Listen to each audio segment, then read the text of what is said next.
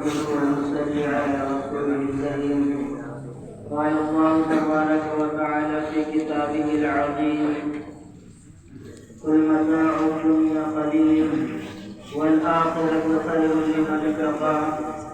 سبحان ربك رب العزة عما يصفون وسلام على المرسلين والحمد لله رب العالمين. میرے محترم بزرگوں اور عزیز ساتھیوں، اللہ تبارک و تعالی نے ہمیں ہر طرح کی سہولیت سے نوازا ہے. ابھی جو ہے زوال کا وقت چل رہا ہے، کوئی حضرات نماز نہ پڑھے تو زیادہ بہتر ہے. سنت اذان ہونے کے بعد ادا کریں گے تو زیادہ اچھا ہے. اللہ تعالیٰ کا فضل ہے کہ اللہ تعالیٰ نے ہم سب کو بہت ساری نعمتیں عطا فرمائی ہیں. اگر بندہ ہر جوڑ کے، ہر نعمت کے، ہر اعضا کے بدلے میں شکر گزار بننا چاہے، شکریہ ادا کرنا چاہے تو ادا نہیں کر سکتا. اللہ تعالیٰ نے انسان کے اندر 360 جوڑ بنائے ہیں.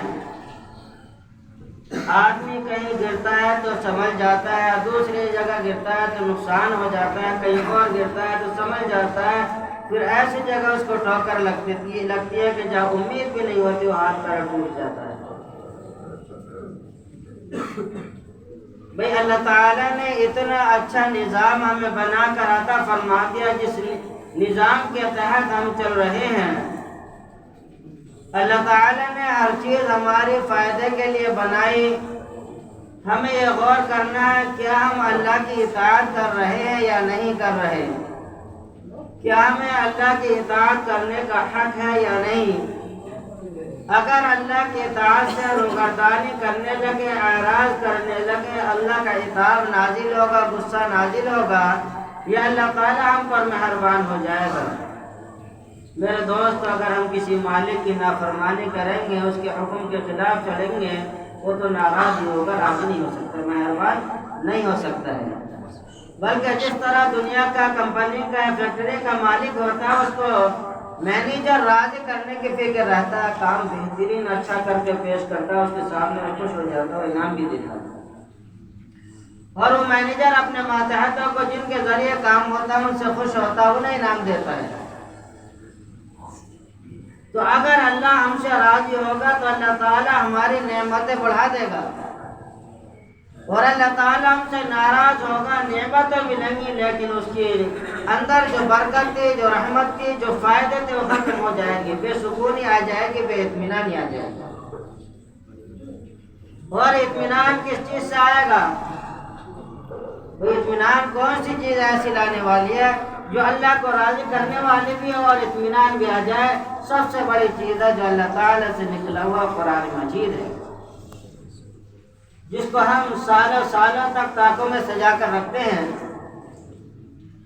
اس کی دھول بھی مہینے میں صفا نہیں کرتے، بلکہ جب عید کے موسم میں، عید کے موقع پر گھر کی صفائی ہوتی ہے تو اس قرآن شریف کی بھی صفائی ہوتی ہے. میرے محترم بزرگ اور دوست، قرآن اس لیے نہیں آیا کہ قرآن کو تاکوں میں رکھا جائے، سجایا جائے، بلکہ قرآن تو اس لیے آیا تھا تاکہ اس کو پڑھا جائے اور رشد و ہدایت پر چلا جائے، رشد و ہدایت اس کے ذریعے سے مانگا جائے. قرآن کریم جو ہے سراپا ہدایت اور رہنمائی ہے. جو حضرات قرآن کریم پڑھتے ہیں یا قرآن کی تلاوت کرتے ہیں یا اپنے بچوں کو حافظ قرآن بناتے ہیں، نبی اکرم صلی اللہ علیہ وسلم نے ان کے بارے میں فرمایا، جب قیامت کے دن دنیا سے چلے جائیں گے اور میدان محشر قائم ہو جائے گا اور سب لوگ حضرت آدم علیہ السلام سے لے کر قیامت تک کی صبح تک آنے والے، قیامت تک آنے والے لوگ سب میدان محشر میں جمع ہوئیں گے. جب سارے لوگ جمع ہو جائیں گے تو اللہ تعالیٰ فرمائے گا، فرشتوں، جو لوگ قرآن کریم پڑھا کرتے تھے، جو قرآن کریم کی تلاوت کیا کرتے تھے، جو قرآن کریم کو اپنے سینے میں بسا کر رکھا کرتے تھے، روز اٹھنے کے بعد سب سے پہلے میرے قرآن کو دیکھا کرتے تھے اور پڑھا کرتے تھے، آج ان کو تلاش کر کے لاؤ.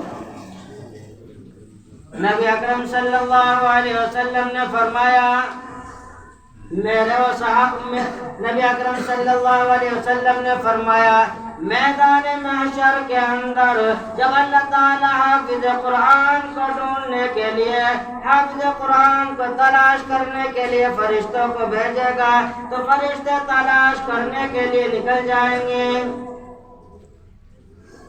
فرشتے تلاش کرنے کے لیے نکل جائیں گے، اور یہ آتا ہے جب وہ چلے جائیں گے مجمع کے اندر پیچھے مڑ مڑ کر دیکھیں گے، جب وہ پیچھے مڑ مڑ کر دیکھیں گے اللہ تعالیٰ سے اللہ تعالیٰ پوچھے گا میرے فرشتوں پیچھے دیکھنے کی کیا ضرورت ہے؟ فرشتے کہیں گے اللہ ہمیں وہ شخص اس شخص کی علامت اور نشانی بتلا دے جو حافظ قرآن تھے، قرآن کی تلاوت کیا کرتا تھا، ہم اس کو کیسے پہچانے کہ حافظ قرآن یہ ساری دنیا وہاں موجود ہوگی، سارا مجمع وہاں موجود ہوگا، ہم کیسے پہچانیں گے؟ کوئی نشانی کوئی علامت ایسی بتا دیجئے جس سے ہم پہچان لیں کہ حافظ قرآن ہے۔ اللہ تعالیٰ فرمائے گا میرے فرشتوں جاؤ سارے مجمع کے اندر جا کر دیکھ لو اور سارے لوگوں کے منہ کو سونگو، جس کے اندر سے مشک و عنبر کی خوشبو آئے، جس کے اندر سے مشک و عنبر کی خوشبو آئے، سمجھ لینا وہ حافظ قرآن اور قرآن کی تلاوت کرنے والا ہے۔ سبحان اللہ۔ دیکھیے اللہ تعالیٰ کس طرح حافظ قرآن اور قرآن کی تلاوت کرنے والوں کا اعزاز فرمائیں گے، خود بخود ان کے منہ سے مشک و عنبر کی خوشبو آتی ہوگی۔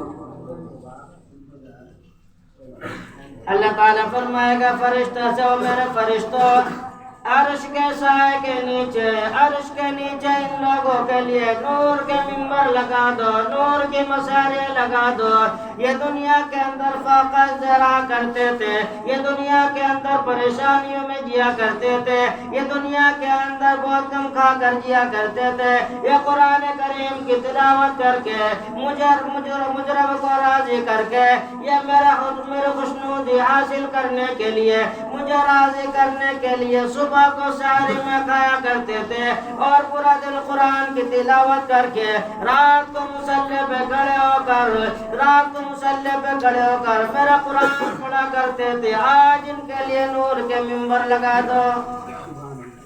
سبحان اللہ، کیا اعزاز اور انعام ہوگا وہاں حافظ قرآن کا اور قرآن کی تلاوت کرنے والوں کا۔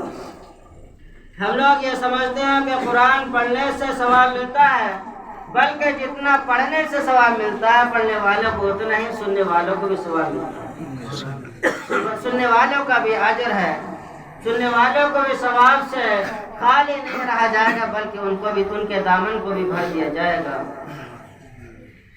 آج دنیا کے اندر ہم دیکھیں صبح اٹھنے کے بعد ہم برش کرنے لگتے ہیں، صفائی کرنے لگتے ہیں، اپنی ضروریات سے فارغ ہو کر ہم صبح کو دیکھتے ہیں پیپر کے اندر کیا آ رہا ہے، کہاں کی خبریں کیا بتا رہی ہیں، ملک کے اندر کیا چل رہا ہے۔ ہم نے قرآن کریم کے بارے میں یہ نہیں سوچا، لاؤ اللہ کے قرآن کو، اللہ کے فرمان کو، اللہ کے اخبار کو پڑھ لیتے ہیں، اللہ ہم سے اس دور کے اندر کیا کہہ رہا ہے۔ ہم سے اللہ بھی تو کچھ کہتا ہے، اللہ تعالیٰ نے قیامت تک کی خبریں قرآن مجید میں عطا فرما دی، دے دی کہ پڑھو اور اس راستے پر چلو، پڑھو اس کو زندگی میں اتارو۔ ہم میں سے کتنے آدمی ایسے ہیں قرآن پڑھتے نہیں، قرآن پڑھنے والوں کے پاس بیٹھتے نہیں۔ جب گھر کے اندر کسی کا انتقال ہو جائے، باپ کا انتقال ہو جائے، ماں کا انتقال ہو جائے، اب وہ مسجد میں مدرسے میں آ رہا ہے، جو کبھی مسجد میں مدرسے میں داخل نہیں ہوتا، باپ کے مرنے کے بعد وہ مسجد مدرسے میں صرف اس لیے آ رہا تھا کہ بچوں سے قرآن پڑھوایا جائے۔ وہ اپنی نماز پڑھنے کے لیے بھی اپنے پڑھنے کے لیے نہیں آ رہا، اپنے باپ کے پڑھنے کی وجہ سے ضرورت اس کو پڑھی ہے تو مدرسے میں داخل ہوا۔ دوسرے تیسرے دن تک زیادہ سے زیادہ 10ویں 20ویں 40ویں تک پڑھے گا، اس کے بعد وہ بھی آنا بھول جائے گا۔ جب سال گزر جائے گا، شب برات کا وقت آئے گا، راتوں کو لوگ قبرستان میں جا کر موم بتی جلائیں گے، چراغ جلائیں گے، کوئی اگربتی جلائے گا، کوئی گلاب کی پتیاں لگائے گا۔ جب یہ وہاں سے واپس آئے گا اپنے باپ کے قبر پہ سارے کام کرنے کے بعد، اس پر جھاڑو لگانے کے بعد، مٹی چڑھانے کے بعد، پھول کی پتیاں چڑھانے کے بعد، اس کا باپ اس کی قبر کے اندر کہے گا، اے میرے بیٹے تجھے اگربتی لگانے کی ضرورت نہیں، تجھے پھول کی پتیاں چڑھانے کی ضرورت نہیں، آج تو میرے قبر میں 1 سال کے بعد آیا، پھر بھی مجھے محروم کر کے جا رہا ہے۔ پھول کی پتیاں ڈالنے سے ثواب نہیں ملے گا۔ اگر تو 1 مرتبہ سورہ اخلاص پڑھ دیتا، 1 مرتبہ قل هو اللہ احد پڑھ دیتا، اور قبر کے اوپر پھول کی پتیاں، گلاب کی پتیاں کام نہیں کرتی، جو قبر کے اندر 1 مرتبہ قل هو اللہ احد کام کرتی، کرے گی نہیں کرے گی؟ صرف 1 مرتبہ سورہ اخلاص پڑھ کر آ جا کہ قبر کے اندر کسی جھاڑو لگائی، اس سے کوئی فائدہ نہیں ہوگا، قبر کے اندر کی صفائی ہو جائے گی۔ اللہ تعالیٰ فرماتا ہے، میرے بندے تو 1 مرتبہ قبر کے اندر صفائی کرتا ہے، 2 مرتبہ صفائی کرتا ہے، کئی سال تک قبروں پر مٹی چڑھاتا ہے، تیرا اس میں کوئی فائدہ نہیں، قبر والے کا فائدہ نہیں۔ 1 مرتبہ سورہ اخلاص پڑھ دے، ساری قبر کی گندگیاں ختم، سارے قبر سے عذاب ختم ہو جائے گا، سارے بچو سانپ ختم ہو جائیں گے۔ آج ہم شرارت کا کیا کرنے کے لیے جاتے ہیں؟ یہ تو کرنے جاتے ہیں جو کرنا چاہیے تو اس کو بھلا دیا، اور جو نہ کرنا چاہیے تو اس کو کر کے آ رہے ہیں۔ میرے دوستو، اگر باپ کا انتقال ہو جائے، باپ کو کفن میں لپیٹ کر مساری پر 4 پر لٹا دیا جائے، اور بیٹا اس کے سرانے کھڑا ہو کر روتا ہے، ماں کو 4 پر مساری میں اور کفن کے اندر لپیٹ دیا جائے، بیٹا روتا ہے، اور ماں کہتی ہے، اگر میں زندہ ہوتی، اگر جس طرح میں نے تجھے اپنی چھاتیوں سے دودھ پلایا، کبھی تجھے رونے نہیں دیا، آج میں تجھے رونے نہیں دیتی، لیکن آج میں دنیا سے جا رہی ہوں، آج میں دنیا سے رخصت ہو رہی ہوں، آج میں نے دنیا کو الوداع کہہ دیا، یاد رکھنا میرے مرنے کے بعد مجھے بھول نہ جانا۔ ہماری ماں بہنیں یہ ہم سے امید رکھتی ہیں، میرے دوستو تم اپنے ماں باپ کی قبروں پر جایا کرو، اپنے بھائیوں کی قبروں پر جایا کرو، اپنے گاؤں کے قبرستان میں جایا کرو، اور ان کے محبتوں کو یاد رکھو، ان محبتوں کو یاد کیا کرو جو بچپن میں تمہیں دیا کرتے تھے۔ آج ہم اتنے مشغول ہو گئے دنیا کے اندر کہ گھر بیٹھے بیٹھے تو پڑھنا بھی مشکل ہے، ہم اتنے مشغول ہو گئے گھر بیٹھے بیٹھے بھی نہیں پڑھ سکتے۔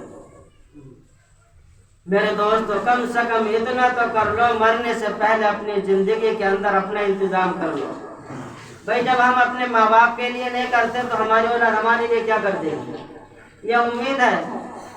حافظ قرآن ہم نے بنایا نہیں، قرآن ہم نے پڑھایا نہیں، ہم نے کسی بچے کو طالب علم بنایا نہیں۔ اگر آپ کے 4 بیٹے ہیں، آپ ایک کو حافظ قرآن بنا دیجیے، جب تک وہ قرآن پڑھتا رہے گا تمہاری قبر کے اندر ایسی کام نہیں کرے گی جو اس قرآن کریم کی تلاوت کام کرے گی۔